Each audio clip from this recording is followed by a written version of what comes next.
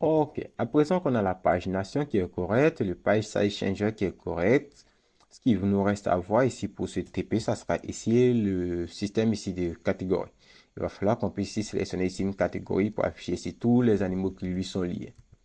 Et là, comme on a fait ici au niveau de la pagination, on va analyser ici le principe. Donc ici, il va falloir que je récupère ici la catégorie qui est actuellement sélectionnée. Donc il va me falloir créer ici une nouvelle constante, une nouvelle variable qui va permettre de récupérer ça. Donc là, je vais créer ici une constante que je vais appeler selected catégorie. Et là, on va appeler ici le set selected catégorie, sa variable de mise à jour. Et là, pour le moment, elle va utiliser ici un useState et on dira que par défaut, on n'aura aucune catégorie sélectionnée.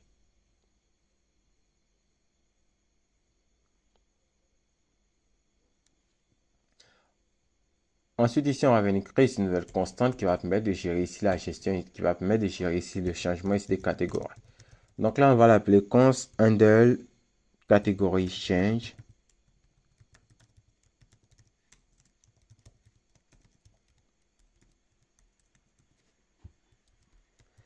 Et c'est handle catégorie change. Je me dis que là, lui doit recevoir ici la catégorie. Donc là, je dirais qu'il doit recevoir ici la catégorie.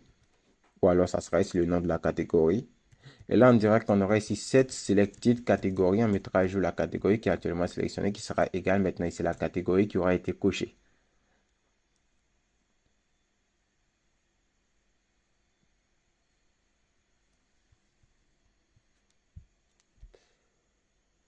Ensuite, ici, si je me rends ici au niveau des data animal, je pense que j'ai déjà préparé ici une fonctionnalité qui retourne ici la catégorie qui aura été sélectionnée. Donc là, on a cette fonction filter data. Et elle retourne ici les animaux ici par catégorie. Donc là, cette fonction a déjà été préparée pour vous. Donc on pourra ici l'appeler ici pour mettre à jour ici cette donnée. Donc puisqu'on met à jour ici la variable de la catégorie sélectionnée, ce qu'on peut faire encore, c'est qu'on peut mettre ici à jour ici la variable ici des animaux. Donc set animals. Et là, ce sera égal ici à filter data. Et ce filter data, vous devez ici l'importer. Si vous avez l'auto-import, il va le faire automatiquement. Vous devez l'importer ici. Juste après, ici, le siege data. Et ici, au niveau de ce filter data, il attend de recevoir ici un paramètre. Le paramètre, c'est ici le nom de la catégorie. Donc ici, je lui passerai ici la catégorie.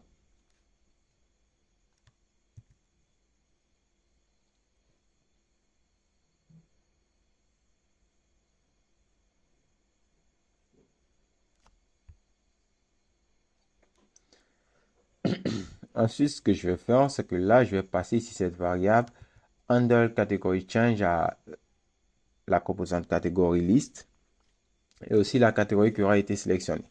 Donc, je peux lui dire qu'on aura ici une propriété selected pour la catégorie qui aura été sélectionnée, qui sera catégorie, ou alors ça sera ici selected catégorie. Et je me rassure que j'ai donné ici le bon nom, selected catégorie. OK.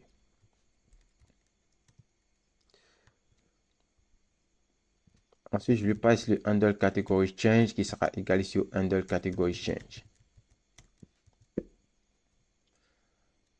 Donc, je peux faire mes data animaux, je peux faire mes paginations. Donc, si on se rend au niveau des catégories list maintenant, ici, on va lui dire qu'il doit recevoir ici deux paramètres. Donc, au niveau des catégories list, il doit recevoir deux paramètres. Et les deux paramètres sont selected et puis handle category change. Donc, il doit recevoir selected et handle category change. Voilà les deux paramètres qui sont attendus ici par la composante catégorie list.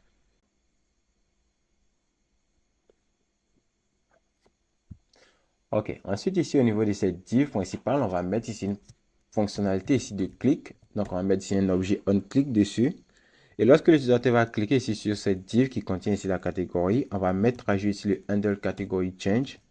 Et là on va lui passer ici le nom ici de la catégorie. Et puisqu'on boucle ici sur item, on peut ici passer sur le nom de la catégorie avec item.nom. Puisque la catégorie, il y a juste un ID et un nom.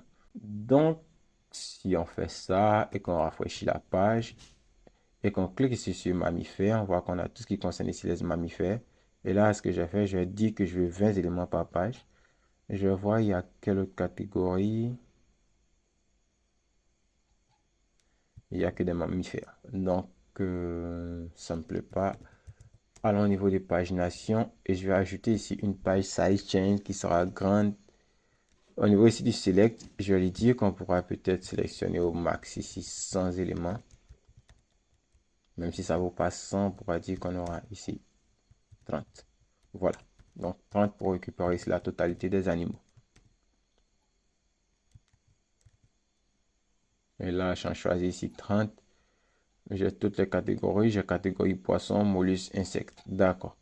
Donc là, maintenant, je vais choisir ici la catégorie ici poisson. Si je clique ici sur la catégorie poisson, on voit qu'on a simplement les animaux de la catégorie poisson qui sont affichés. Si je choisis la catégorie insectes, on a simplement les animaux de la catégorie insectes qui apparaissent.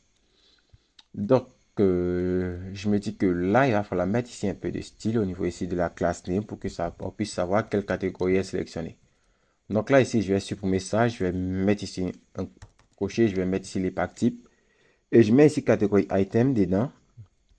Et là, je vais lui mettre ici une condition. Je vais lui dire que c'est item.nom. C'est égal ici à la catégorie sélectionnée. Alors, on va ici lui ajouter la classe selected. Voilà. Je pense qu'en faisant ça, on aura ici la catégorie qui aura été sélectionnée qui apparaîtra totalement en blanc. Si on sélectionne mammifère, on a mammifère en blanc. Si on sélectionne oiseau, on a oiseau en blanc. Et ici, si je recherche un oiseau particulier, j'ai la recherche qui fonctionne correctement. Seulement que lorsqu'on vide ici la recherche, le filtre n'est pas mis à jour. Donc là aussi, il va falloir gérer plus tard.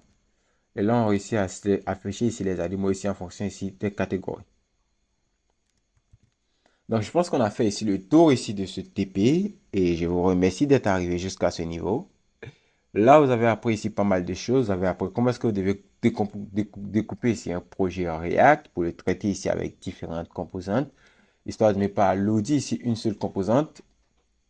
Vous avez appris ici à mettre en place ici un système de page size changer basique et un système de pagination basique. Parce que là, c'est un peu le basique. Il y a plusieurs manières de faire. Et lorsque les données deviennent complexes, aussi, il y a des manières de le faire. Mais là, c'est un peu, à peu près, le système de fonctionnement. C'est de cette façon que le système fonctionne. Le page size changer et aussi la pagination. Là, vous avez appris aussi à rechercher ici dans un tableau, ici avec ici la barre de recherche. Même si ce n'est pas totalement ici top, vous avez appris ici à la mettre en place. Et n'hésitez pas ici à améliorer ici ce projet. J'ai laissé ici le code source ici dans la description. Donc, si j'ai laissé ici quelques bugs, c'est pour que vous puissiez ici améliorer ici ce projet. Récupérez-le et améliorez-le. Et si ça vous dit, partagez ici vos améliorations avec moi. Donc, on vient de conclure ici ce troisième TP. On va poursuivre maintenant ici notre apprentissage ici de React. On va apprendre ici de nouvelles choses puisque maintenant on est sûr et certain qu'on maîtrise ici les bases ici de React. Allez, ciao, je vous remercie et on se retrouve plus tard dans les prochains épisodes de la série.